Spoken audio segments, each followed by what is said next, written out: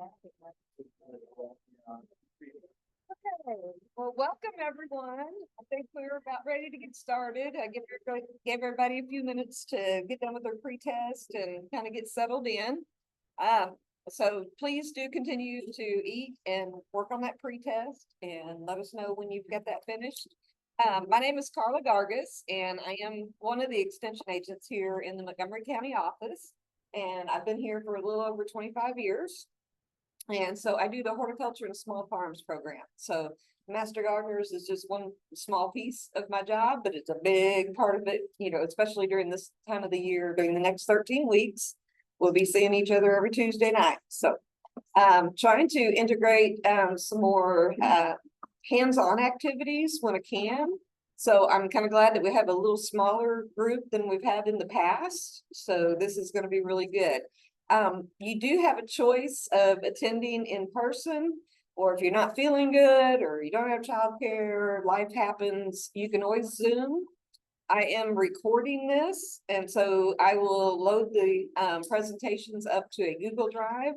And after each class the next day or within the next couple of days, I will send you a link to that Google Drive reminding you that you can go on there and look at the presentations. You can download any supplemental materials that we might have and things like that.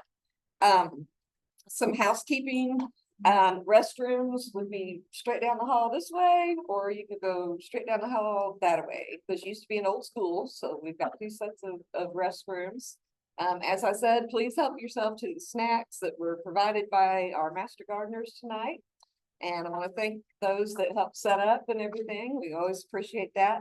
Like I said, we work on volunteerism. I could not do my job if it was not for volunteers getting out in the community and reaching all these people. So our group has grown significantly.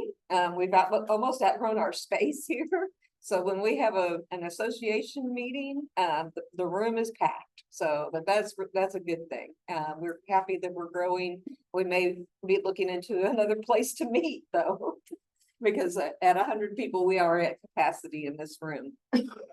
So what I'd like to do first is I want to make sure that everybody got your pre-test, you got your handbook. If you signed up as a couple, you just get one handbook. Okay. Now, in the handbook, what I'm going to be going over during orientation, much of this information is in the very first chapter of the handbook. Okay. Things change a little bit from year to year, but not much. Okay. We don't go in order because it goes as I can find speakers. Okay. And I like to start with soils, botany, start out with the basics, and then we go on and we get more in depth, like vegetable gardening and landscape design and things like that. And so, and there's our speaker. Hi, Nathan. Nathan's going to be talking a little bit later about growing sustainable communities. Right? Did I say that right? Okay. All right. So what I'd like to do, if I get my slide to move. Okay. So, welcome again. And I would like our Master Gardeners and let's have our board come up first. The executive board.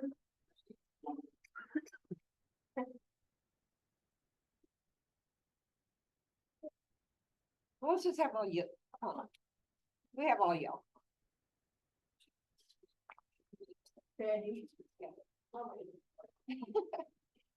All of you that are Master Gardeners or interns, come on up. Y'all can help me well. All right, so. Okay. My name is Shirley Provence. I'm the president of the Master Gardener. This is our first vice president, Melanie Stoll. Our second vice president, Beverly Quinn. Our treasurer, Diana. And this lady is the one that you will always see. Raise your hand, Betty. Betty, raise your hand. You will always see Betty because she's responsible for seeing that you get drinks and food and what and chairs. She's our hostess. She does all sorts of jobs. I know, we have volunteers that come in and help her, but she organizes it, and she every year has more volunteer hours than anybody else. I'll introduce the master gardeners since I know them better than most of them. Beverly is our project director, so she always knows everybody and everything. This is Amy Patton. And she was in your place last year. She's a valuable member. She's gonna be a valuable member. And a local farmer. Yep. Flowers. Camille Allison. Yes. Carl Rizzi and Rita Bills. Welcome. And we all wish you the best of luck in your studies. If you have any questions, think about what it was like in school. If you need to ask a question, there's probably a bunch of others that need to ask that question too, and they just don't want to do it. So ask your questions. That's what everybody's here for. And all the master gardeners that come to volunteer are willing to help you with anything that you might need help on. And you will be invited to attend the association meetings. And once you finish your classes, your first year while you're during your internship, there is no fee to join the association. That would come in your second year after you've become certified. And so the association has a meeting the second Thursday of the month, and they'll either meet here or we'll meet at somebody's house maybe, or go on a little trip or something like that. So we try to keep it fun and entertaining as well as having a little bit of business. You always have to have a business meeting. So, so you will be welcome to attend those meetings also. And our meetings are the second Thursday of each month at 6 o'clock. No, no. Y'all go see it. Oh, I'm in trouble. No, I just want to tell you about the two vice presidents. No. Melanie is in charge of programs, so if you think of some wonderful program, or if you know a wonderful contact person, let Melanie know and we'll get them for speakers, for Master Gardeners. I don't do speakers, I do projects, and when you get ready to get in your hours, I'll help you find projects that you can work with. Okay, they might know some wonderful contacts. Yeah. Teachers, anybody.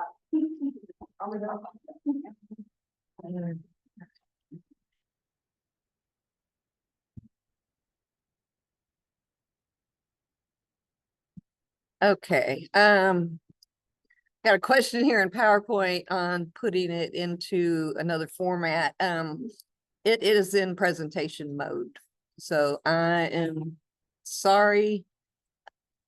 I hope you can see the the PowerPoint. Yeah.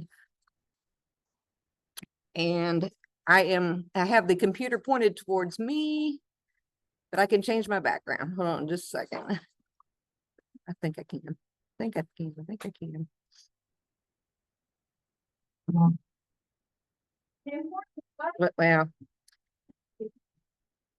Does anybody know a whole lot about electronics? Yeah. that can help us And we- set up? well, it's a, while Let one of us know. yeah, while I'm working on this to get this changed over for those who are Zooming tonight, what I want to do is go ahead and just start here and we can go around the room, and I want you all to introduce yourselves now and maybe give one reason why you want to be a master gardener, why you wanted to take this class. So can we start here? Please. Yes, my name is Bill. I have no idea what I'm doing.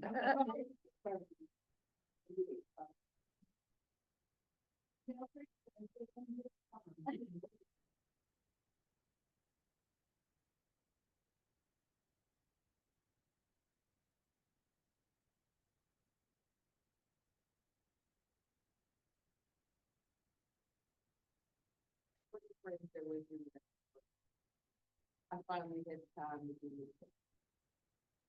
Learn. My name is Monet Spence. I'm their friend, and I'm excited to join you all. I want to learn as well, and I like to volunteer in my community, and I'm excited to do that with like-minded folks. Hello, everyone. My name is Lachey. I'm doing the program because I already have a garden and I got some things growing and some things that just didn't do nothing at all. So I'd like to know, why there's a reason why pH balance, all those great things. So I just like to be more strategic and intentional with my garden so I can actually bear the fruit of my garden. I'm Kayla Dubek. I've been trying to get into this program and actually remember the deadline for about 4 years. But long before long since my journey started on my road here, I got a job. I'm the horticulturalist for Montgomery County Parks and Recreation, and most of my knowledge is self-taught. So I want to learn as much as I can. My name's Cynthia Chappelle. I'm currently in the New Farmers Academy because we have a farm and I need to know more about gardens so I can plant some farm plants. My name is Terry Marsters, and I've been trying to get into Master Gardener in California, Maine, and the timing just came up for Tennessee. I've been gardening for some years, and I want to teach. I want to make sure kids know where their food comes from. Say your team. Huh? No, no. I want to teach kids where their food comes from. I'm just a gardener. A lot of my inspiration has come from my father. He's a mountain man who lives in the woods, voluntarily.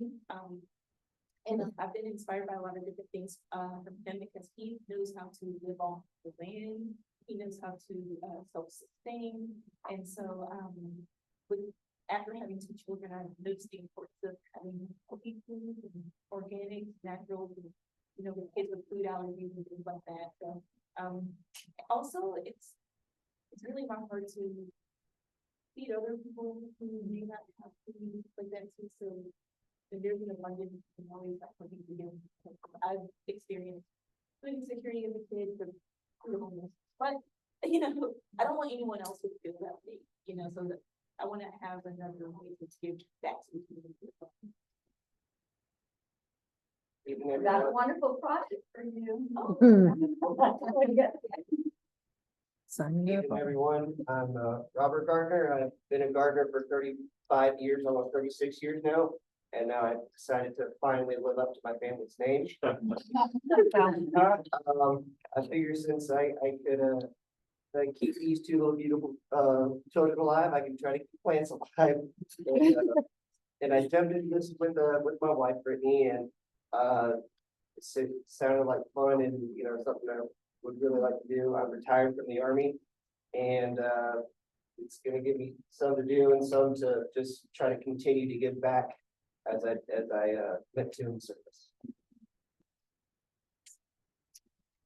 Thank you. My name is Marquis Bartlett. I know a couple master gardeners, and they said it would be fun, and they learned a lot. So, Here you are. I'm Nathan. I'm unfortunately not a master gardener. I am always missed the deadline like 6 times in Davidson County. So I'm from that.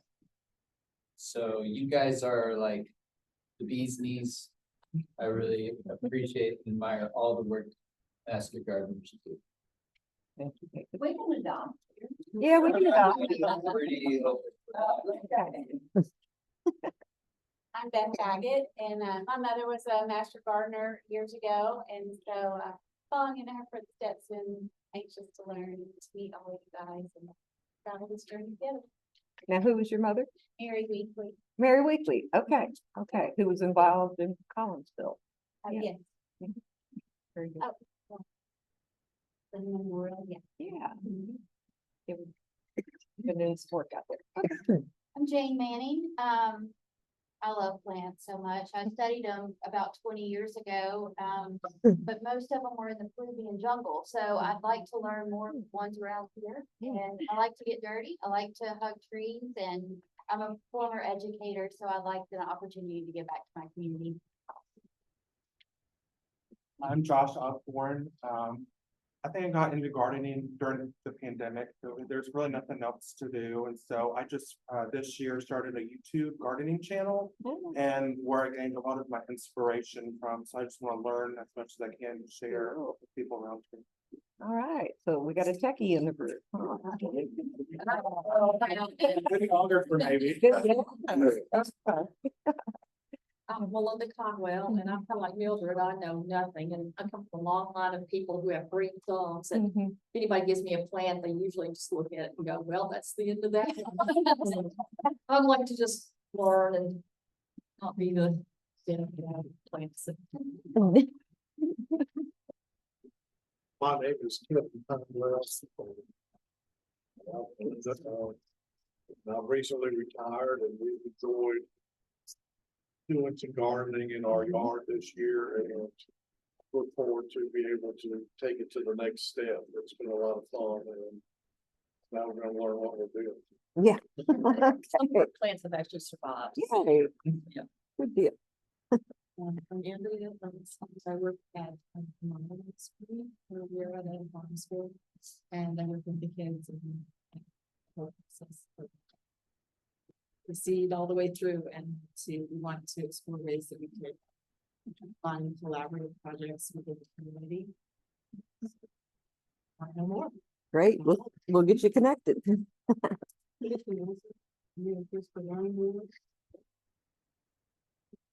Welcome.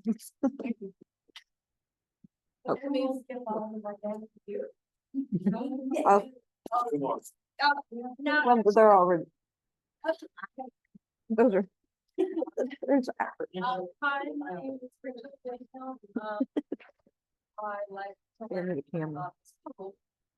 I have a garden and I just.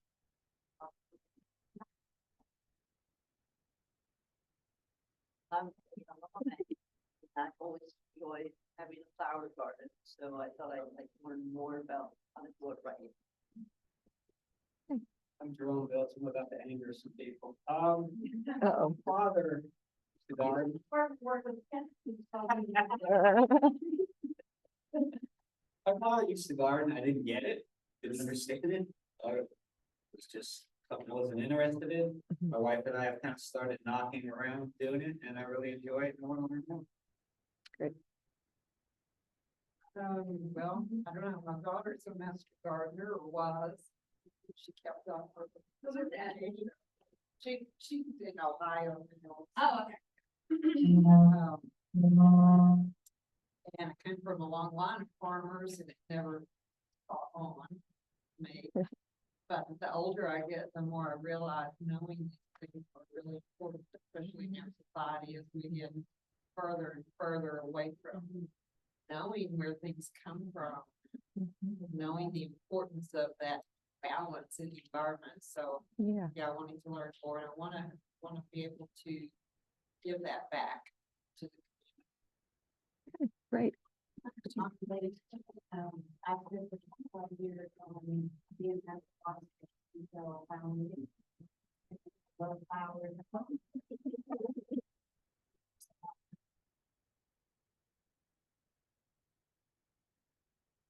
All right, awesome. Well, it's great to have all of you here with us tonight. A lot of like-minded people. Myself, I started out with like 3 tomato plants and started going to college thinking I was going into communications.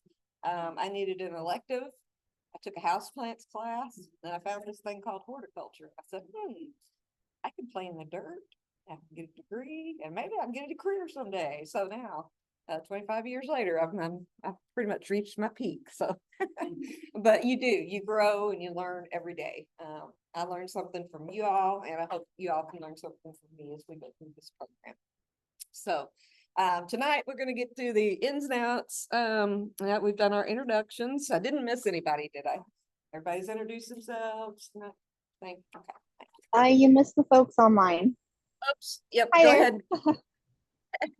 Okay, go ahead and introduce yourself. Oh, sorry. That's on my video. Hi everyone, it's a terrible angle. I'm Victoria. This is first time Master Gardener program. I've been wanting to do it since I lived in Washington State. Been gardening for about 30 years now. And my goal to becoming a Master Gardener is eventually I'd like to open a community garden and share the wealth with the community here in the Parksville area. I just want to put a little heads up to our other peers that are online. Double check your cameras because some of our cameras are on and we can see you. The only way I can do that is if I turn my computer around. I may have to work on that. Yeah, no, totally fine. It's totally fine. It's other people that are on Zoom. I don't think they realize their cameras are on. But hi everyone. So all right, good deal. All right, thank you. All right, so get on with the meat of the program. Okay, so the Tennessee Extension Master Gardener program is a volunteer program. It's certified and supported by the University of Tennessee Extension out of Knoxville. Really is where the programs are developed, I guess you would say. We actually have a statewide group. It's a Master Gardener work group that has created a lot of the publications and including the rewriting of this handbook. It's about time for another revision as things change and grow and interest grows. So we'll probably be having some updates. I know it looks like a big book, but if you follow the schedule, which I emailed to you all, but I just realized I forgot to print them out. So, but if you follow the schedule, you can just take out the section of the book and bring that with you. So you don't have to haul that big folder around all the time. So I would make sure that you read over the section before class, and that way you can have your questions ready. Okay, now I won't always be teaching. I will have either Master Gardeners, other professors, people within the community. So we'll have a diverse audience or a diverse amount of speakers. So, but yeah, this is a volunteer program. So you are going to be required to give back to the community 40 hours of community service within your first year. So when you finish this class in like November 12th, I think is our last class. In December, we'll have a banquet. We'll give you an attendance certificate. And on that last class, you'll take the pre-test. It will be a post-test at that point. You'll take that same test again, and I'll take those and grade them. And then, like I said, in December, we have a big banquet. You'll get that back. You'll get an attendance certificate. Then you can start working on your community hours. It is set that right now you're in the learning process. And so if you volunteer, you can't count that yet. And I apologize for that. That's just kind of the rules that were set. So, but after we finish the class, let's just think, December next year, you can start on your hours. And we have plenty of projects. We have 13 ongoing, 12 or 13 ongoing projects plus. We must have one, we have a couple more that are pending. Yeah. So, we are all over Clarksville and Montgomery County, with our various projects, and I always need help. We may set up at the downtown market or some of the fairs, festivals that they have, and hand out information, answer gardening questions and things like that. So you will not have a problem getting your 40 hours in. And we don't want you to stop at 40. If you can keep going, because we have an award system also. We have 100, 200, 300, 400, 500 hour pins that we will hand out. So if you want to get competitive and try to beat Betty, but yeah, you can continue to earn hours after you get your initial 40 if you would like to, or you can stop at that point. And then every year thereafter, you will, if you want to maintain your Master Gardener status, you do 40 or 25 hours of community service and you earn 8 CEUs. So a lot of our certified Master Gardeners come back to the classes so that they can get their CEUs. And that is when you are learning something for yourself. You're gaining education for yourself. Now, if you're volunteering, means you're helping set up or you're helping on a project or things like that, but we'll get into more detail on that. So, but we do recognize our Master Gardeners, appreciate all the work that the Master Gardeners across Tennessee do. We always have a lot of fun when we get together. And so I hope you all will enjoy being a part of our group.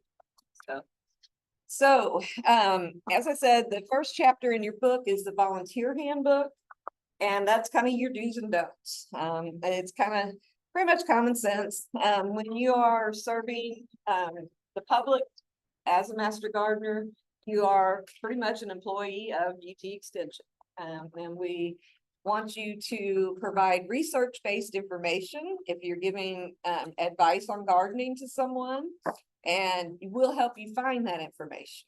Okay, so you've got your handbook, which is a wealth of information. We have a website. It's just uthort.com.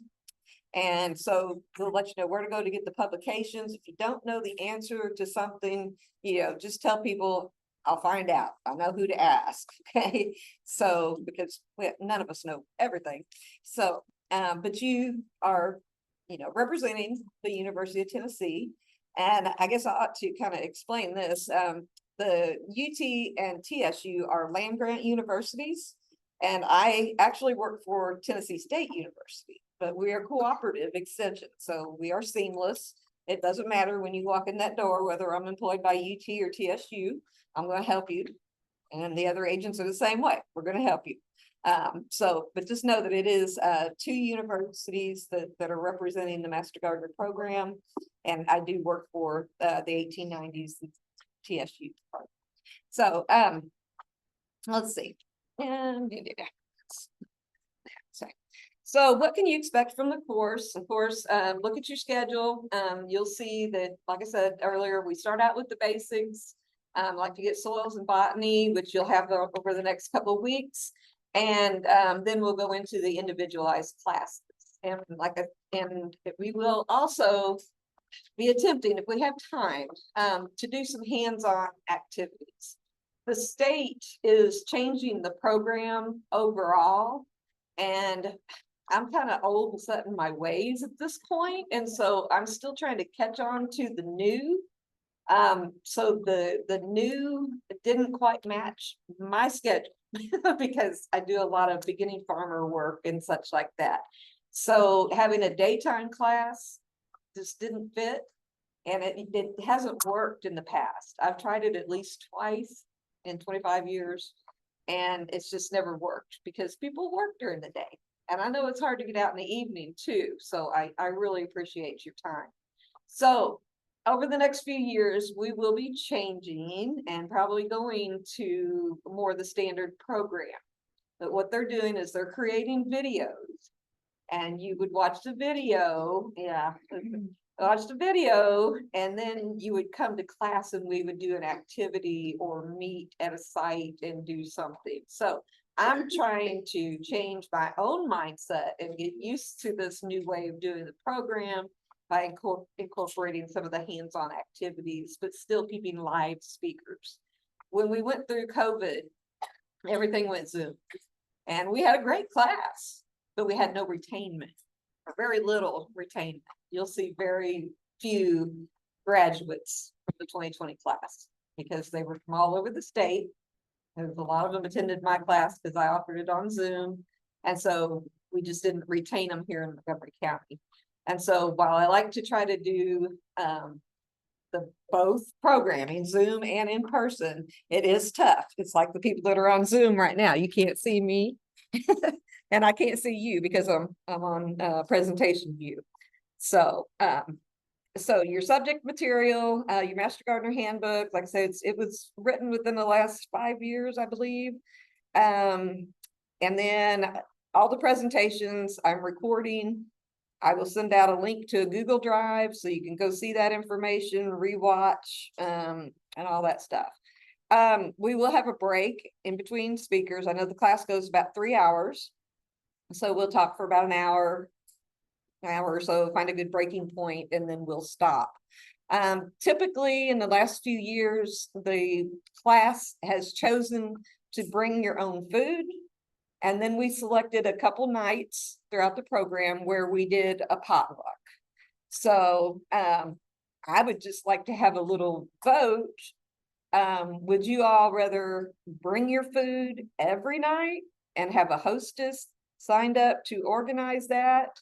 Or, I mean, bring in potluck food every night and have a hostess to organize that, or just bring in what you want to eat. So how many want to have a hostess and potluck every week? Nobody, okay, okay, so y'all will be on your own then. Please feel free to bring what you want to eat. And like I said, last year, I think it was around Halloween, I think we had a potluck, and then on the last class, we had a potluck, just so we could have food, because we like to eat, you know. So, okay, okay, and so, yeah, we will provide coffee, tea, water, but if you want sodas and things like that, please bring your own, feel free to bring your own. We don't even have a soda machine in the building anymore. So, okay, volunteer hours, so what is expected of you? Volunteer hours, attendance, pre-test, post-test, all those things you gotta go.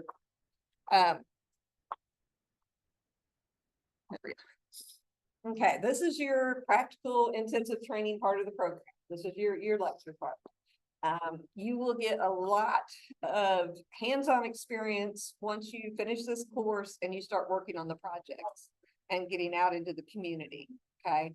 So, excuse me, I know some of this can be really boring, some of it can be really exciting. So, so we try to keep it interesting, but you're gonna learn more about Tennessee plants, gardening, environmental stewardship, and then we expect you to share your knowledge with others and to create learning experiences within the community.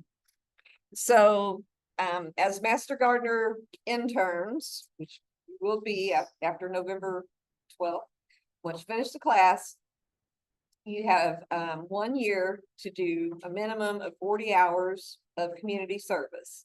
And like I said, we have ongoing projects, and then I will send out occasionally a call for volunteers. I may have something random come up, and I need people to come, you know, like I said, downtown market or another festival or something like that. So, so we have plenty of volunteering opportunities. New rule, you cannot begin volunteering until you've done the 13-week class. I got ahead of myself there a while ago, but it will be 40 hours that first year. You are able and will be invited to attend the monthly Master Gardener meetings, so you can come to those while you're taking the class. And then when it gets official, you know, after the first of next year, you do not have to pay dues. The dues are only $20 a year, but you get a free year. So, and then you'll get your certification hopefully and become a certified Master Gardener and then stay with them. That's what we're doing. So, as I mentioned before, recertifying, you have to complete 25 hours or more. Like I said, you can keep on, because we give out those 100, 200, 300, 100-hour pins, plus the 8 hours of continued education units. So anytime you come to a class or you take a class and you're getting education for yourself, that is a CEU. So the purpose of the CEUs is to keep you all up to date on what's going on.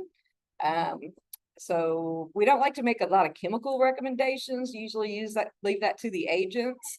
But as far as telling people what kind of trees to plant, what flowers to plant, helping them with their soil tests, things like that, that might be questions that you would get.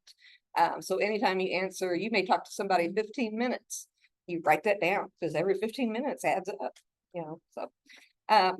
So hours will be recorded and can be entered into the Tennessee Master Gardener Volunteer Database, which is online. So I suggest that you get a notebook or maybe a calendar, specifically to keep track of your hours, and then go online once you've created your profile. And I will have to send out, I've got a video that explains how to set up your database. And that's where you'll enter your hours and your CEUs on there. So, but get a calendar and maybe just keep track of your hours for yourself. And then, enter them pretty often so that you don't get caught up and be at the end of November and having to think, yeah, what did I do all year? So, okay, so. Travel time and mileage to Tennessee Master Gardener, the volunteer activities count. So if you're going to volunteer on a project and it takes you 30 minutes to drive there, that 30 minutes to and from, counts as your volunteer hours, plus the time that you work on the project. So you travel a half an hour, work an hour, travel another half an hour to get back home, you got a couple hours volunteer time. Okay, the CEUs, you don't get to count travel time on that. You do that's a direct education unit, okay? But we still want you to keep track of your miles. And there is a place on the database where you report those. And basically I put whatever the state mileage amount is, I take that times the number of miles that have been donated, and that is turned in at the end of the year as economic impact for the community. So, but we can get more into that as we go along. Basically the levels, you're going to be an intern right now. I guess you would just be a participant in the class. After December, you'll be an intern. And then our interns from last year who do their 40 hours will be graduating and becoming certified. So, and then we go into, keeping your Master Gardener certification. We recognize you yearly. It starts at 3 years, then 5 years, 10, 15, 20, 25, and so on. I think we've got, one person that's 25? Do you have 25 or just Vince have 25? Vince and I both. Okay. So the program has been around about 26 years. So we go by the year that you graduate is how I keep track of that. So you guys will actually be 2025 graduates, but 2024 class. So we got to keep track of that. And but yeah, just what I said, 5, 10, 15 years. Once you have 10 years in, you only have to complete 15 hours per year, and that is combined volunteer work and CEUs. So once you hit that 10-year mark, it's kind of like, yoo-hoo, I only have to do 15 hours, but most people continue to do more hours than that. But yeah, the Gold Club, that's our 100-hour service hour awards. This started back, I think of the year, was it 2012? Whatever year we ended up, when extension programs turned 100 years old, we started the 100-hour, and then it got competitive because people were doing 200, 300. And so it just continued from there. So you get a different little leaf pin if you do a certain amount of hours every year. So, and consistent reporting is critical. So that way I can keep track of what you all are doing, and that I can write a good impact statement for the state at the end of the year. And that way they can say, hey, we still need Carla in Montgomery County. We're gonna let her keep her job. So leave of absence. If you have, you run into a health problem, family problem, come and talk to me.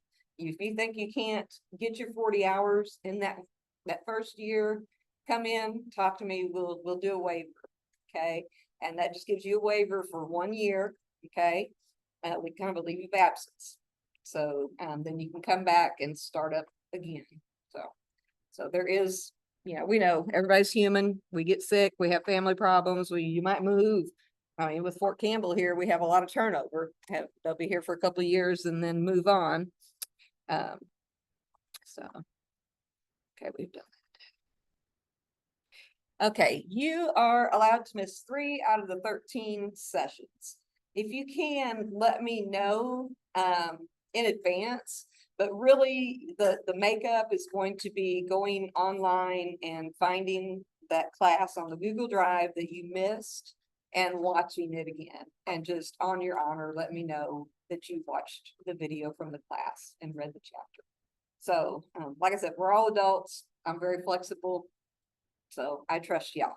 Okay, so. I used to give a hard test and I was getting a lot of pushback for it because I used to have y'all do a landscape design. If you talk to some of the older members of the class, we used to have to do a landscape design and it was graded and everything. So yeah, you remember that. Okay. So I backed off on that a little bit and decided to go pre-test, post-test to make it simple.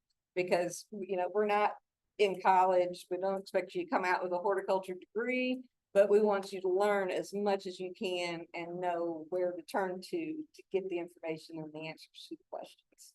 So some of it may seem overwhelming. Some of it may seem oversimplified. Okay, it just depends on where you are in your gardening knowledge. But don't be afraid to ask questions. Okay, that's one of the critical things is don't be afraid to stop me and ask me questions. But okay, like I said, you have your volunteer guidebook that's in your handbook now. Your instructors are going to be professors, maybe from UT, TSU, Austin P, it may be your class members. I advocate for sustainable landscaping, sustainable agriculture. So when you call me and you have a problem with the plant, the first thing we're gonna do is make sure you've got the plant identified correctly. And then we're gonna look at the problem that you're having with it. I'm not gonna say, hey, go spray this on it. We're gonna look at it and see if it's a cultural problem, if it's a disease, if it's an insect. And that's what I want you all to take out to the public. I don't want you to just be taking answers, things that you get off of Google or YouTube and things like that. I want it to be researched information that is given for answers. So some of the speakers will be more likely to advocate chemical use, okay? And some will be more lean toward the organic side. So I try to sway in between. Sometimes you've got, you know, if you reach a certain threshold, you've got to have a chemical. And whether it's organic or synthetic. So What's the website called? it's just UT Hort, UTHORT.org. And I'll make sure I send that out in the next the email. Okay, well that covers the basics. Now, do we have any questions? Yes, ma'am. I apologize. The required volunteer hours, do they start after the last day? Yes, you can start volunteering like in, well, I'd say January.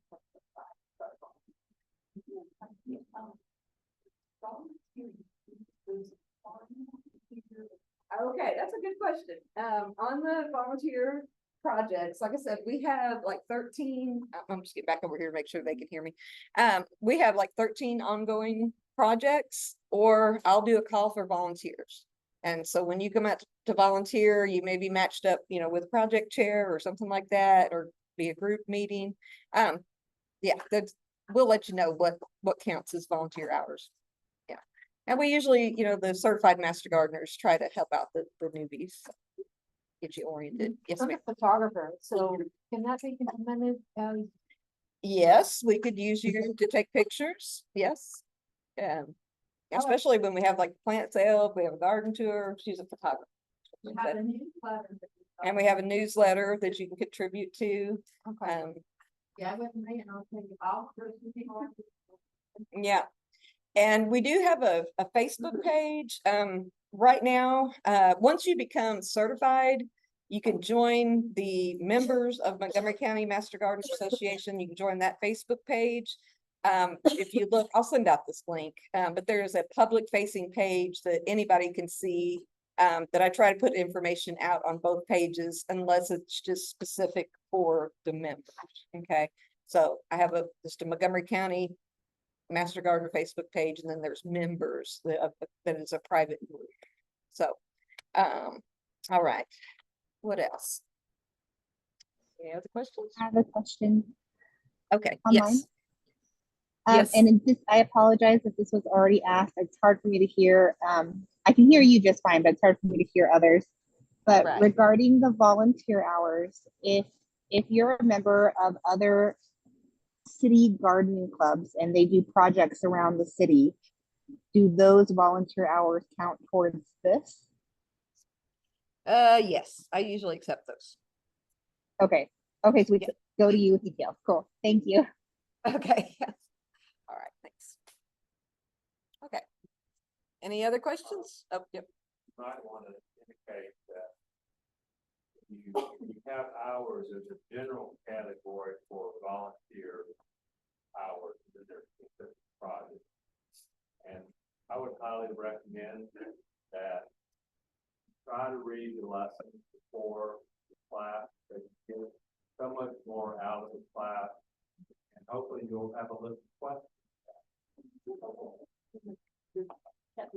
Yeah. Mhm. Yes, definitely, try to read the chapters in the book before each class and, yeah, what Carl said. All right, any other questions? All right, well, I'm gonna give y'all a short break. Go ahead and get you some more food, use the restrooms if you need to, and I'll get Nathan, our first speaker, set up. And we'll come back together in about 10 minutes. Oh, yes, yes, if you have your pre-test done, I will take those. Thank you.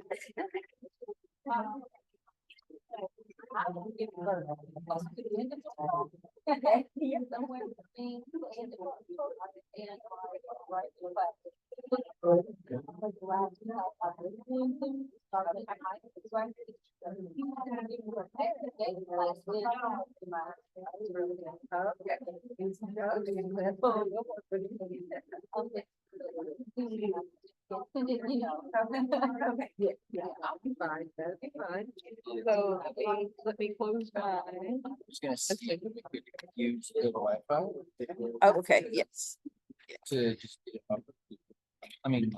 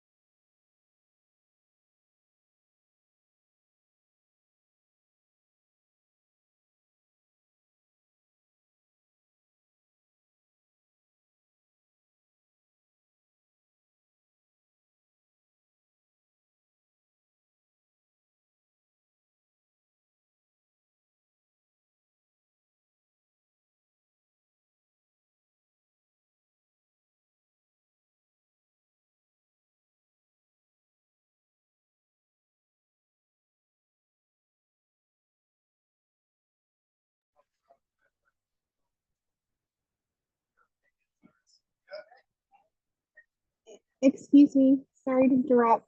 You're muted.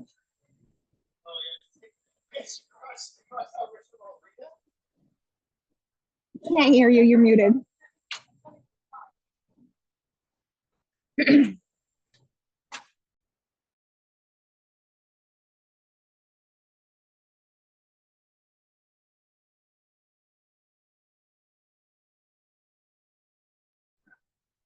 Still can't hear you. I think your Zoom is Oh, muted.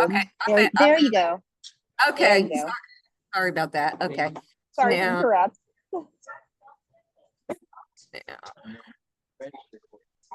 Okay. And they. Once a month. Okay. Have like 250 from March through. Okay, how do I get you a hold of full screen? You're Full using the. screen? Oh, yeah. Yeah, you're What on we a do is I go slideshow And and our friends There you go. online, are you able to see the screen? Yes, this is in presenter mode. This is great. Thank you. Hey, thank you for telling us. Okay. All right. Well, what I had been saying, I was talking about the Tennessee State University New Farmer Academy. If you're interested in that, I can get you some more information later, but. So, you have a question? You interested? Yeah, you need to take that class, so. okay. Yes, All right, so that's how I met Nathan. yes, It was through yes, the in Farmers 2020. 2021. Yes, yes. So we, I enjoy the New Farmers Academy. We have one more session. I had just had yesterday. Yeah. This week's flying by, and Yep. it's only Tuesday. So, welcome Nathan. Thank you Thank for coming you. down and speaking Yes. to us and talking to us tonight about sustaining greener neighborhoods. Yes. Thank you. Great. Okay, I looked in the binder that I'm very jealous of that you all have that I don't. I've experienced a lot of FOMO, fear of missing out with the Master Gardeners and everything you all learned. I attended a Master Naturalist series of courses. So I'm an Central Arkansas Master Naturalist, and I'm a Tennessee Master Naturalist. So maybe after you get your Master Gardener certificate, you can kind of like, come over to the Master Naturalist side, and you get to learn a lot about geology, native plants. It's all under the umbrella of pretty much following the example that Master Gardeners have set. So we're just kind of like, really want to be like you guys, so we made a Master Naturalist. Yes, like group. Anyway, has anybody heard of that? Have you heard of them, Carla? Yeah. They're really great. And also I want to share with you guys, I might mention some words, terms, or I might use genus species of a flower name, but I'll also give the common name. But these are things that I have not grown up understanding. I looked at my phone and I took a picture at Radnor Lake of an ironweed on August 26, 2020. And up until then, I'd always seen ironweed, but I didn't know that it had a name, and I didn't know that it had a place, and I didn't know that it had a significant impact in the ecosystem. And so all of this is very relatively new things that I've been learning. And so I want to just share that with you guys to say, I'm in this as a learner, and I hope that, the act of reciprocity, where there is a give and take, a sharing. I see these deer outside. They're right over by the grave. I mean, I'm coming from Nashville, so we don't see a lot of, well, depending on where you live in Nashville. But there's some deer over by the graveyard, going through the graveyard. So anyway, I'm really excited to be here with you all. I also did want to share, I told Carla about this. This has been in the making since I met Carla and was part of New Farmer Academy. And you all are some of the first people to see it. So the seed packets are still getting developed, but what these are 5 keystone species.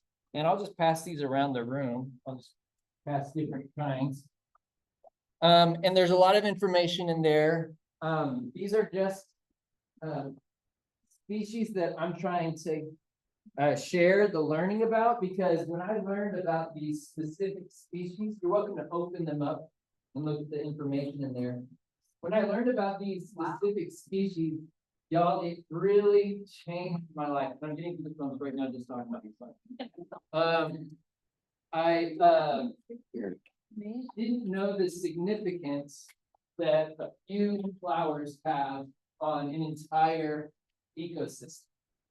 So just you feel free to pass those around. That's amazing. And I'm really like, I've got goosebumps right, Carl, like these are goosebumps. I've just not been able to share this in a group. It's been like 4 years in the making to put some of this stuff together. I used to be a biology teacher. I taught 7th and 8th grade kids science as well. I was a special ed teacher. That's what moved me to Nashville, because Vanderbilt paid me to go study special education. I put my heart and soul into it. And essentially I was put into a system that I didn't fit in as an educator. I was told that, you know, you gotta teach to the test. You can't bring pets into class. You can't do experiments until April, save the fun for May. You know, I was told that. I mean, everything I was doing in the class was related to things they were learning, but it was in just out of the ordinary way. So I took a break from teaching last August.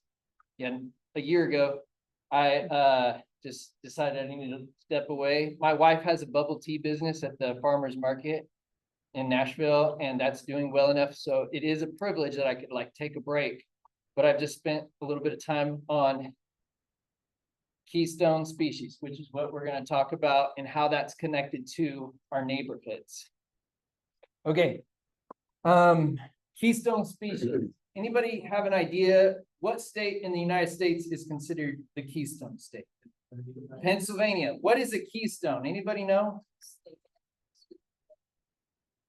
I don't know. Okay, so like if you were to look at the role in architecture, right? So are my friends online able to see what we have on this board? Sorry. You see that? Okay. Not Yeah. really. Okay, it says keystone species, and it's a picture of a little, what would you call this? An arch. Arch, there you go. And the middle of an arch is a specific type of rock. We call that type of rock a keystone, because it essentially holds, what's that? Takes all the support, right? And if you don't have that keystone, what happens? The arch is going to collapse. Right. And what we have in our native plants that are here in Tennessee, we have some plants that play this role for a number of insects. And who benefits from those insects? Well, we all do, right? Birds. If the birds don't have the caterpillars, that chickadee is not going to be able to feed her young. Okay? My hope today is that everybody in here would be able to tell the significance of a keystone species. We all have seen these keystone species. They're all around us, right? So for example, I went outside and I picked out 2. Does anybody know what this is called? Black-eyed Susan. Anybody know the genus species? Oh, Rudbeckia hirta, right? Rudbeckia being the genus, hirta is that species. It's different from other species, but it is closely related to this plant. Anybody know what this is? Echinacea. We call it coneflower, right? So these coneflowers support 26 species of caterpillars.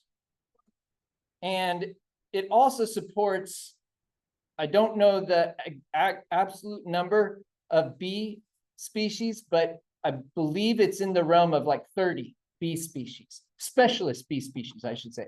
generalists bee species are those bees that are very common that any bee can come to it and drink from, like take the nectar from. All right, but this, the significance of this is that there are 26 specialist bees that rely on this type of plant. Does that make sense? So the black-eyed Susan, this is a power plant for bees. Felicia. Your name's Felicia, right? Oh, I saw you. You know what you got. Yeah. Can you read on the side panel how many, right, where it says caterpillars, how many caterpillars rely on black-eyed Susan? On the right side. Yeah. Oh, I'm sorry. That's my bad. My bad. 29 specialist bees in Eastern North America rely on this. 96% of backyard birds rely on insects that this black-eyed Susan feeds. And what was the number for bees? For the bees, 29. 29. Caterpillars with 20. That means 20 specialist caterpillars specifically focus on black-eyed Susan. That means they require it for their nutrition. And I tell you what, the more you learn about just the hand that you can really put in your hand, goldenrod, asters, sunflowers. So I said goldenrod, asters, sunflowers. I'd say Rebecca. Did I say black-eyed Susan though already? No. Okay, black-eyed Susans. And I'd say I have butterfly milkweed in ours, but it's that wouldn't be considered one of the most essential. Rose mallow, right?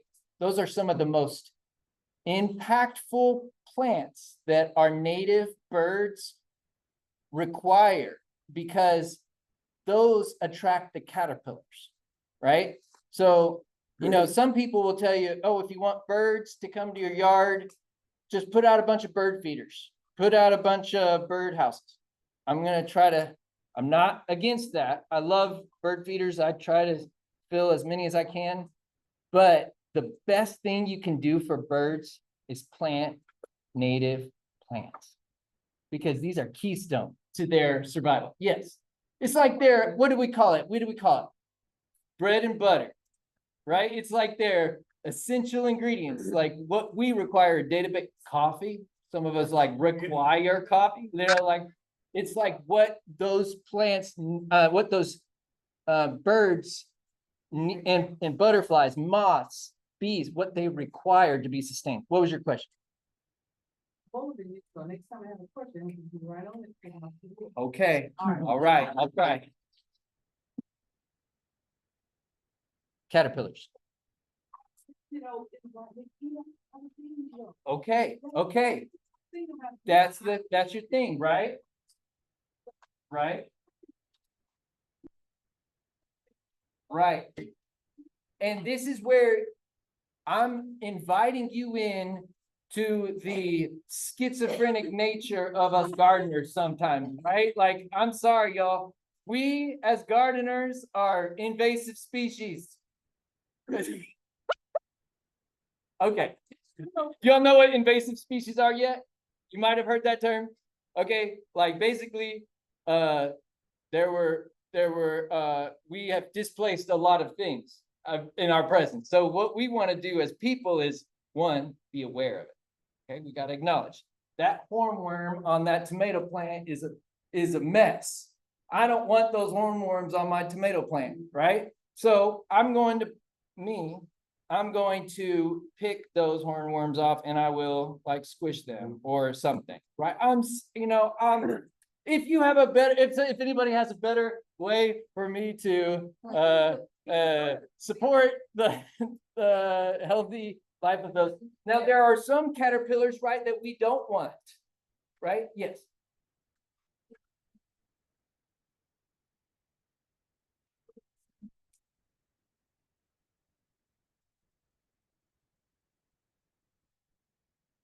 Okay, so there you go. So I didn't know that, and that is another one incredible benefit of being in a community, right? Yes, okay, thank you for sharing that. I can't remember what family that's part of. If it's the Sphinx? Yes. Okay, thank you for sharing that, because I'm with Felicia. I'm like, I don't want those messing up my tomatoes that I worked hard to grow, so And some moms too. So- Eat up some of your. eat it, okay, yes. I have. Back in- And last year, I had some come up around my tomato. I left it because some things don't like the smell. Right. You're right, companion planting. Yeah. Mhm. I haven't. More. See? Yeah. I love that. That, I'm telling you, this is, you can't pay, I mean, you can't Google this kind of stuff all the time, right? I'm sure Google has an answer for what I could do for my hornworm issue. But I know, what was your name? Shirley now has given me like an understanding of, okay, so the hornworm just needs another place, right? And because there are ecosystem services that these native caterpillars especially have to provide us. I mean, have to provide, I mean, other, you know, things that are gonna benefit. But what my hope is that we can come to terms with understanding, being aware that we as humans really got to figure out, how are we supposed to live in harmony with nature? Because there are certain plants that, or certain things that we should get rid of, like, for example, Squash bug. privet, squash bugs. These things like, you know, this invasive species, kudzu.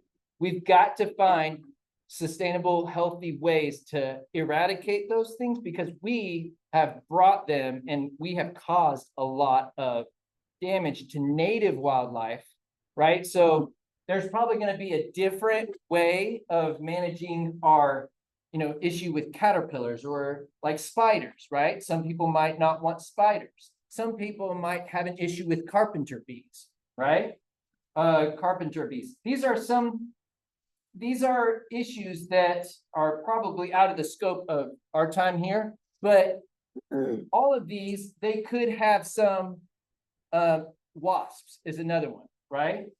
People are like, I went to a school, was providing them some education on planting native plants. They said, we don't want bees, we don't want wasps, because it'll sting the kids, right?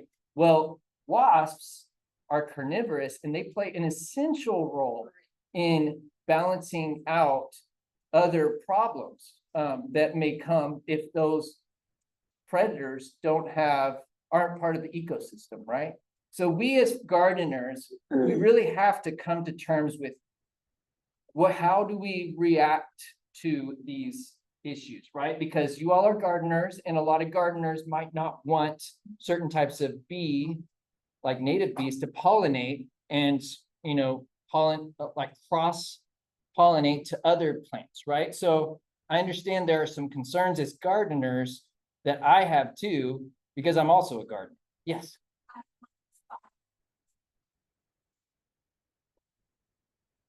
Yes, yes, yes. Okay, I'm gonna get into our PowerPoint and I'll go through it, but I really want us to kind of share in these moments. Like, we should have these frustration, this tension. If we don't have tension as gardeners in how do we manage, you know, how do we grow, then I don't think that we really grow without tension, without stress, without challenge, right? Sustainability is an opportunity. Now, if you just Mosquito Joe the problems, that's going to not just hurt mosquito, it's going to have a devastating effect on other parts of the ecosystem, right? And so I invite those kind of questions because they invite us to share solutions together. Are we going to probably have it all figured out? No, but your all's input really is valuable to one another. Okay, so I'm just going to share with you a little bit about who we are as Plant for a Change, right? Before I met Carla, one of the reasons I reached out to Carla was I needed a network. of other like-minded new beginner farmers because I didn't grow up on a farm. I didn't grow up in a rural community. So I really needed some sort of place like this. It's a community. So these are 4 teammates and I. We are made up of people with and without disabilities, and our mission was to cultivate native habitats and sustain greener neighborhoods. During the pandemic, you might remember that farmers were considered an essential, what were we called? Essential workers, right? So we thought, hey, a lot of them were at risk of not having employment. I mean, the fear of unemployment, I don't know how much you all remember that time, but people with disabilities were some of the first to let go. And we also realized that a lot of people stopped giving to nonprofits during that time. So we were like, we don't want to be a nonprofit. People with disabilities are already overrepresented in the nonprofit sector. We want to be a for-profit business. So this young woman right here, Diamond, she said, you know, there's so much frustration I have with looking for the right manager. What if instead of just looking for the right manager, we became the right manager? And so we decided to be co-managers together. So, and the name came from Charles here. And he was like, you know, we could call it Plant for a Change. And so what we did was we sold native plants that were plugs. And we also sold some really good pears and apples from our trees that we would find in our neighborhood, and people like that. So sustainable business takes root. This is kind of a little bit of PR that we got. However, shortly after, we all went back to a little bit more stable jobs, as in they were able to have some other forms of income that, and I was a school teacher, so this was kind of a part-time gig, but it's now become something that I hope to see grow into more. Yes. Yes. Spider-Man or Miles Morales. Which one? Peter Parker, sorry. You got a question?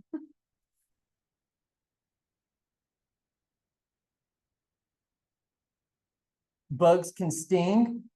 Oh man, I know. I remember the first time I ever got stung when I was a kid at McDonald's. I saw a bee in my sandwich and I hit it really hard. And I learned I never should hit a bee again because that stung me. And poor guy, I don't know how he went, but I understand. We all kind of go through that phase of accepting or rejecting things, and it's all right, buddy. I think bugs probably still like you a lot. Let's go. And here we go. So life, as we know, depends on insects. There's a gentleman by the name of Edward O. Wilson. Anybody ever heard of him? He's a very, very prominent, probably the most significant entomologist that's ever lived. And a lot of the work that this man wrote inspired another gentleman named Doug Tallamy. Anybody ever heard of Doug Tallamy? He wrote these 2 books, Bringing Nature Home and Nature's Best Hope. He also helped found an organization called Homegrown National Park. And Homegrown National Park is who I'm working with to try to get more acres committed to acres that are like basically in your yards that are committed to acres that are protected and used as native wildlife communities. So Edward Wilson wrote this article called The Little Things That Run the World. And it was talking all about the importance of insects and invertebrates. So the summary of this article essentially says that if insects were to all of a sudden disappear, say we have some sort of global catastrophe, all the insects are wiped out. Most flowering plants would go extinct. That would change the physical structure and energy flow of most terrestrial habitats, which would cause the rapid collapse of the food webs that support amphibians, reptiles, birds, and mammals. Biosphere would rot due to that loss of insect decomposers, and humanity would essentially be doomed, right? So what he summarized as a potential thing that might happen is actually taking place in our world. So 50% of Midwestern native bee species have disappeared from their historic ranges in the last century. 4 bee species declined 96% in the last 20 years. 3 bumblebee species may already be extinct. We're talking about in North America. And 25% of our bumblebee species are at risk of extinction. Now, I'm saying bumblebee. When I spoke at the New Farmer Academy, I actually spoke after the honeybee presentation. And does anybody know where honeybees are native to? Different areas of the world outside of North America. So they're non-native, but there's a lot of native bees that are native to North America. And one thing to, inform and educate some of our lovely honeybee keepers is just to remind them that while honeybees definitely play an essential role in our economy and in our food web, in the development of our food, they can be aggressive, and they can be more aggressive towards native bees. And so that's just something to keep in mind. I know there's a variety. There's Russian bees and Italian bees, and they say that we were told at our last meeting when the honeybee guy came, he was like, stay away from the Russians. He was really clear that the Russian bumblebee, no, not the bumblebees, the Russian honeybees are the ones you want to stay away from. So he was a hoot. So this is also taking place in Europe, right? I'm not sure. Oh, Victoria, I see you raised your hand. You there, Victoria? Hi, yes. Yeah, sorry. I posted a question chat, but I realized it might not be followed. Regarding the decline of bumblebees and other pollinators, have other types of pollinating bugs evolved to essentially replace the pollination activities that we lost from those bees that are dying or extinct? Do we know that? I can tell you, I don't know the research answer, but I can tell you that evolution and co-adaptation takes a long time. So I don't believe that in 100 years we have found replacements to those pollinating, those interactions, those between the flowering plant and the pollinator. But I like that. I like the way you're thinking. Sadly, we haven't had that type of rapid acclimation to the challenges that have come because we've lost a significant amount of native species due to what? Okay, so humans, right? Deforestation, right? We've really taken a lot of native wild spaces and conformed them. And those spaces, while the seeds may still be in the ground, you all know about the incredible work that's happening here in Urals County at Austin Peay with our friends at Southeast Grassland Institute. Have you all, anybody know about Seed bank. What's that? The seed bank. Yes. I mean, this is a global research institution taking place right in your all's backyard. It's called the Southeast Grassland Institute. And essentially 99% of the grasslands that were here in the Southeast of the United States have all been gone. Less than 0.1% remain. And so the folks at Austin Peay at Southeast Grassland Institute are preserving this seed. I mean, I think it'd be a great volunteer opportunity if you're looking for a volunteer. That's how I've racked up a few miles coming up this way because I love the work that they're doing. But the reason I mention them is because they're trying to rescue a lot of these species that are going extinct because the pollinators may still be here, right? Those bumblebees that go extinct, for example, the Franklin bumblebee up in Washington, these bumblebees or these other bee species, they may be gone and the pollinators of those species are also gone. Case in point, you all know these weird Osage oranges, right? Those large, big balls. Yes. What happened? Why do they, just drop do you all see a lot of things eating them? No, because the primary pollinator of those have already gone extinct. The mammoths, the giant sloths that roamed all this area. I mean, those were the primary distributors of that seed. They would eat it and they would dispose of it with their poop, and it would spread, right? Anyway, this is fascinating to me, and I'm glad that you brought that question up, Victoria, because it is interesting how the things that we rely on or see as common, they may have had very unique relationships with their pollinators previously. So essentially the same thing has been happening in Europe with their insect species. Okay. German insects have declined 79% since 1989. 46 species of moths and butterflies have disappeared from Germany in the last century, and invertebrate abundance has declined 45% globally since 1974. So as insects decline, so do the birds that need them. Yes. I have learned, I don't know if you have that, like, I'm from Maine. They, the Maine was first developed due to erosion, they brought in Japanese knotweed to prevent erosion. So just like in the South, you see this ivy everywhere. Right, the kudzu. Yeah, and down in West Virginia, it's everywhere. But because of that, it has suffocated the native plants. Right.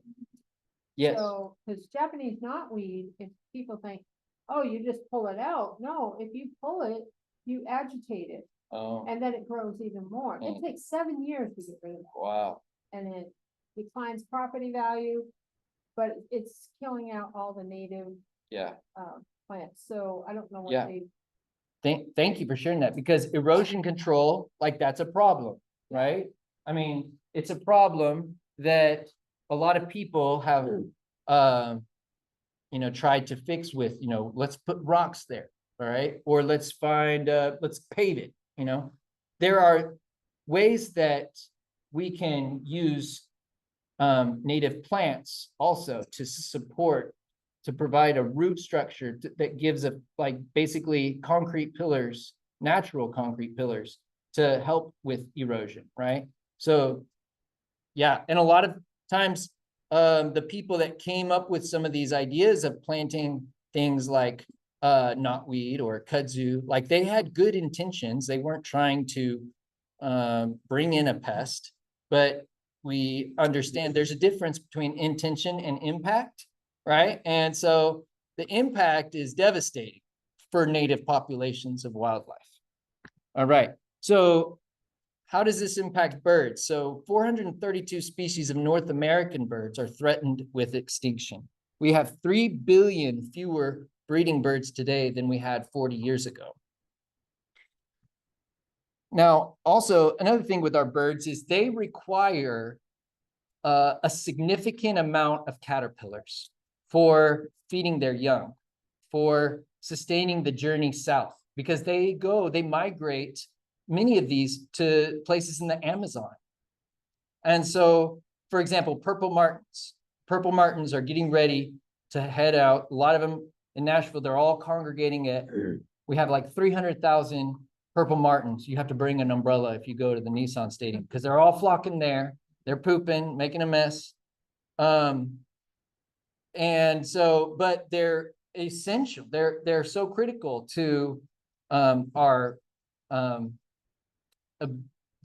ecosystem. And they leave North America and they migrate down to the Amazon in South America. They're just one of several hundreds of different bird species that go down south during this time. This is the migration window. So there's a lot of causes of insects decline. Pesticides, we got habitat loss, plant choices, invasive species, light pollution, climate change. pay attention to your all's windows when you're driving and going on these long road trips. When you were younger, you probably had to stop at the gas station every once in a while and have to like wash it off. We don't have that as much anymore. It's not because our cars are more aerodynamic or we're able to like defect the insects that are coming. We really have had a significant loss of insects. I remember as a kid, I'd go out to our backyard and just take a jar and look for the lightning bugs. That was a tradition I had like as a kid, but I recall now, like, we don't have a whole lot of lightning bugs around anymore. I mean, you all might be able to have spaces. Yes.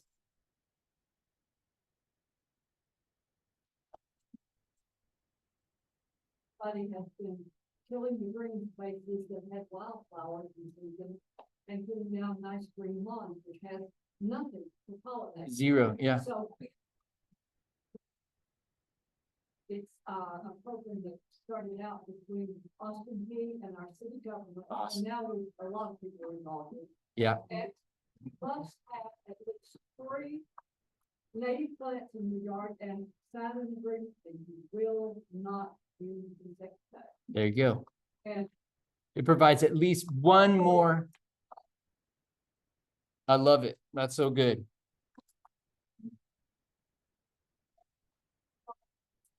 Oh.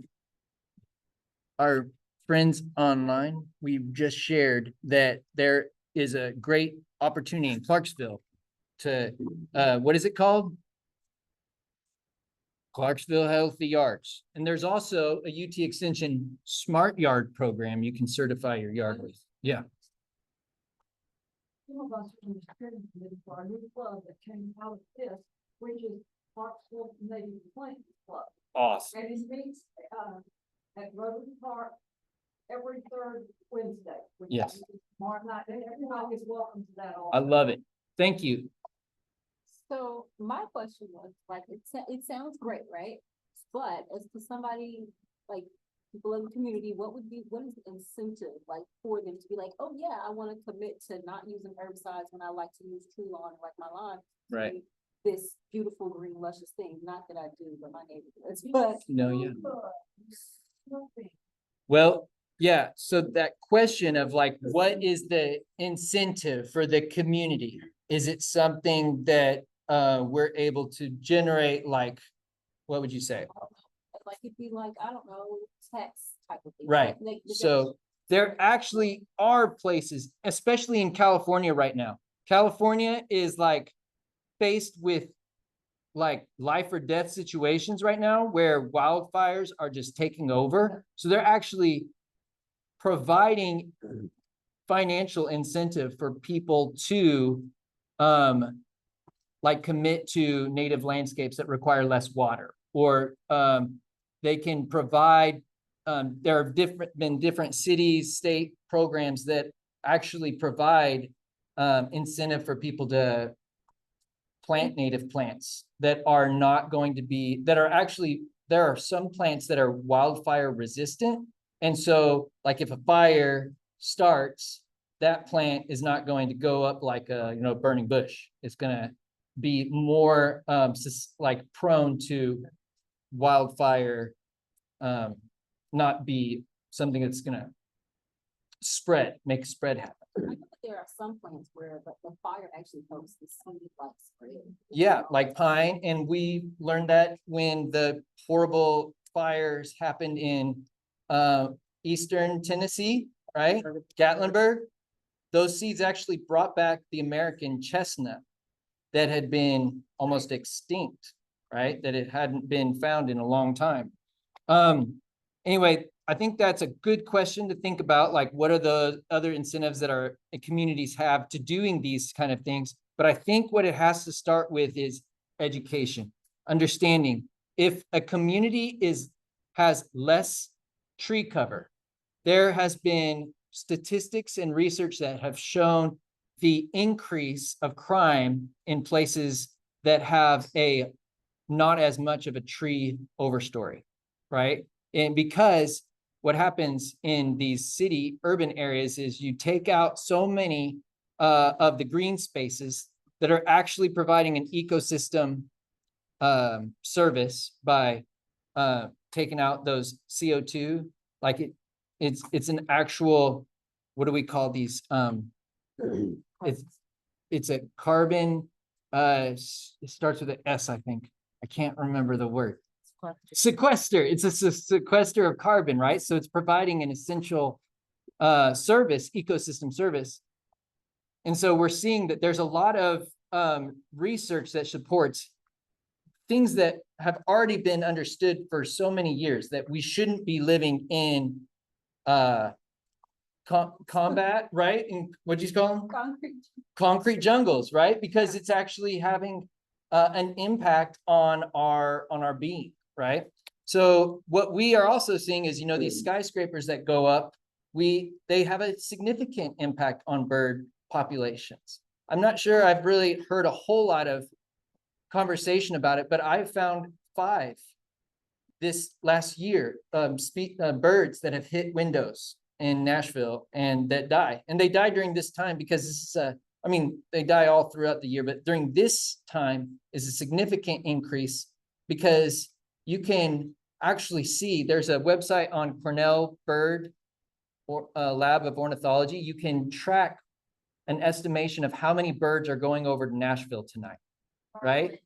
Yeah, the Merlin app is amazing. There's also a website that's the same, done by the same people, and you type in a zip code and it tells you how many birds are migrating over, like historically, and where those rates are right now.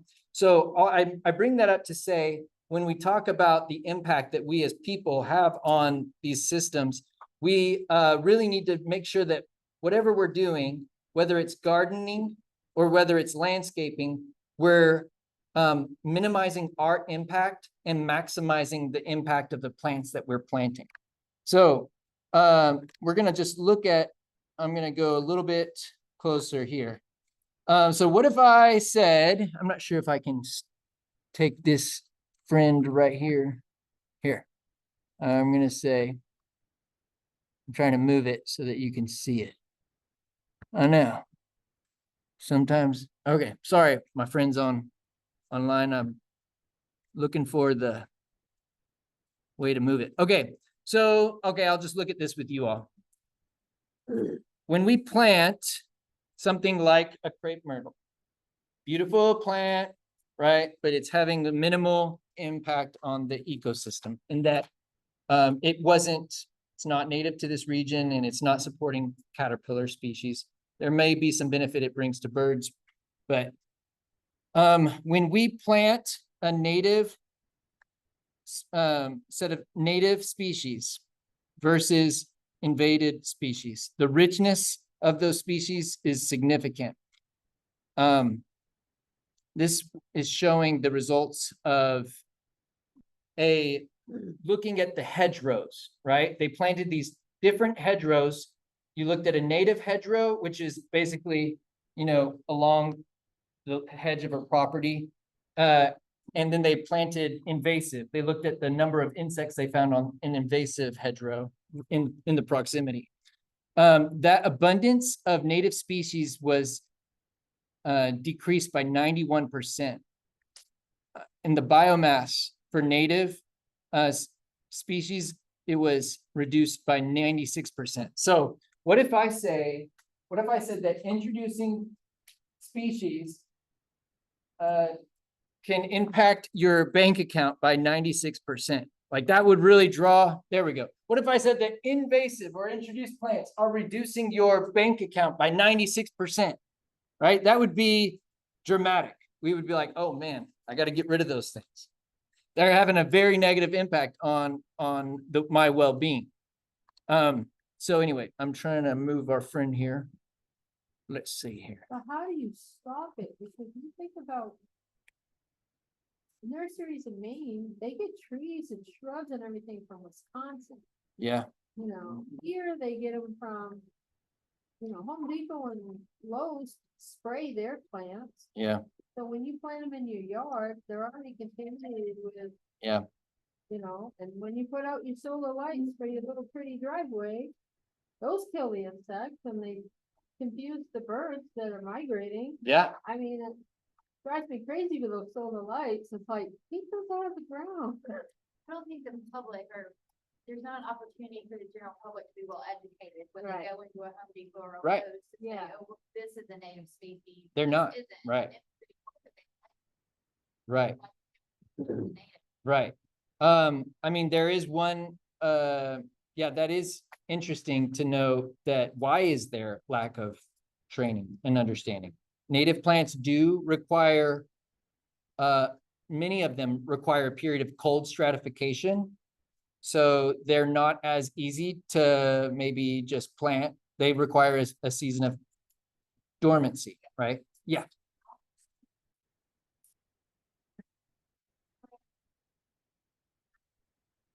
Like, you've seen any, like, purple patches or something like that, and it's not.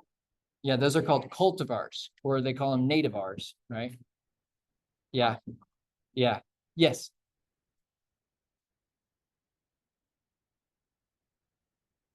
Yeah. Right. Right, yeah. And we have some great nurseries that are popping up around town. I mean, that have been here around town that do offer native varieties. Yes. For a while. Yes, Grow Wild. Yeah, yeah. What's that? Bates, yes. Wonder Nursery, their new one in Kingston Springs, Paradise. Oh, yes, yes. Good. What was that? Paradise Produce? Yes. They're sometimes it. Yeah, yeah. Well, essentially, I'm able to say like, I'm pretty sure it's just till 8 o'clock, right?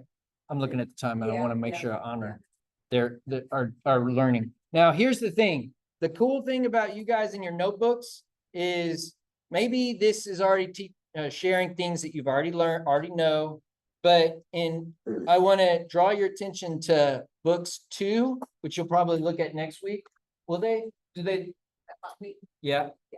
Botany and then we have soil. Okay. The thing that I want to help you all focus your attention in is that there are 3 primary divisions of Tennessee plants, and that's the western, the middle, and the eastern right here. Okay.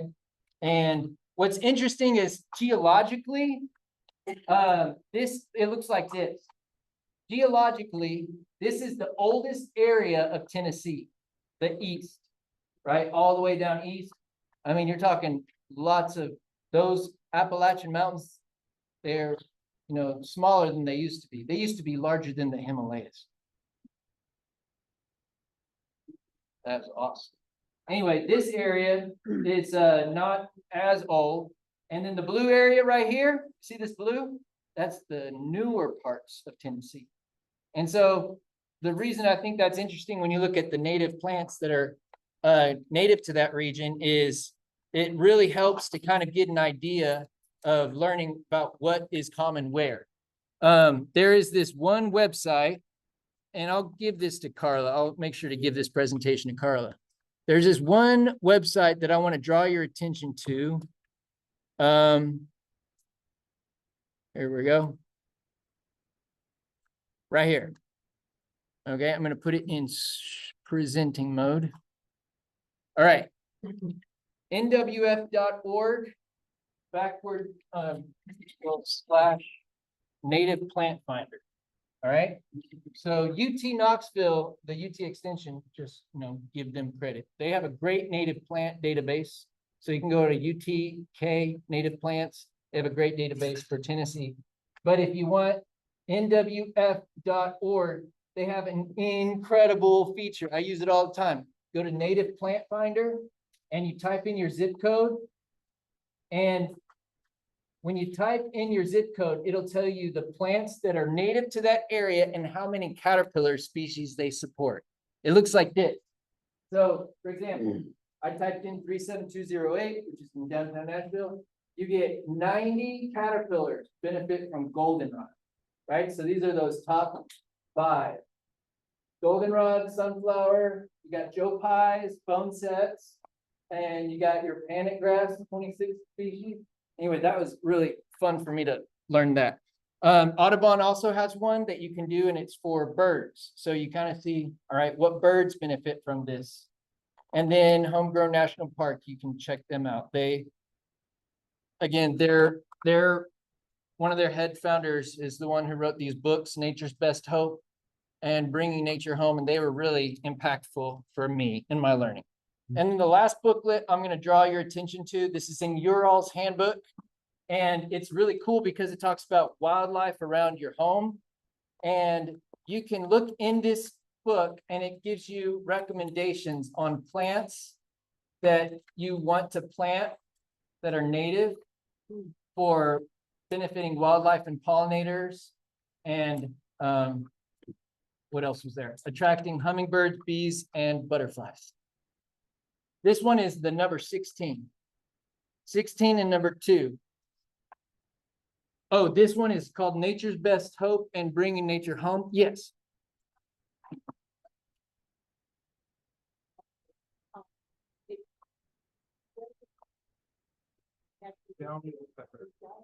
It's like a woodpecker? Would you say it's big? It might be pileated woodpecker. Yeah. Okay, the last thing that I'm gonna say, and this is something anybody can do, is write down, like keep a journal. When I was in Maine, what was our friend who's from Maine, right? Yeah, I got this at in Acadia. It's called the Naturalist Notebook. And I really like it because it has a spread of 5 years. Oh, wow. And I started doing this in 2021. So essentially, sometimes I forget, or, I just take pictures and later I'll write down. But for keeping track of your garden and what you see in your garden, it's a fun way to kind of like document or just write down what's growing, what you see, right? Yeah. Yeah. Well, I think that's where you get to do something like this. You write down your observation. What kind of tree is it going toward?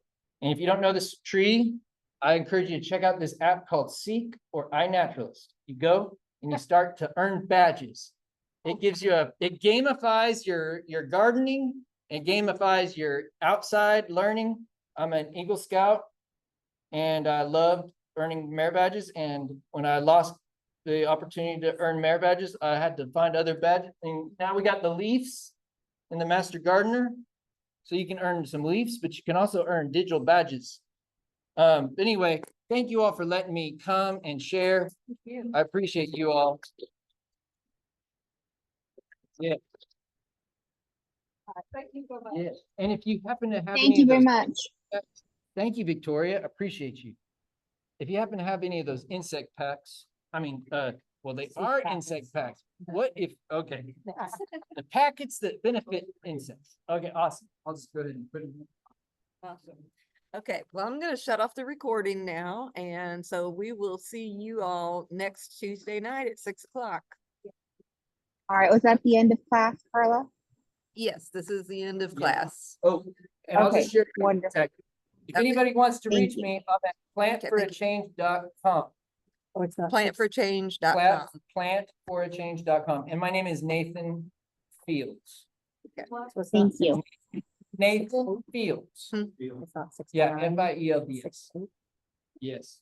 I think he's just he's just starting early. And Oh. I'm excited for y'all's learning lessons. I think he's all really done. It's great. But the class is normally gonna Let's be make till it 9. May till Okay. just gotta depend. Okay. Last night, you kind of give me a break. Let's go.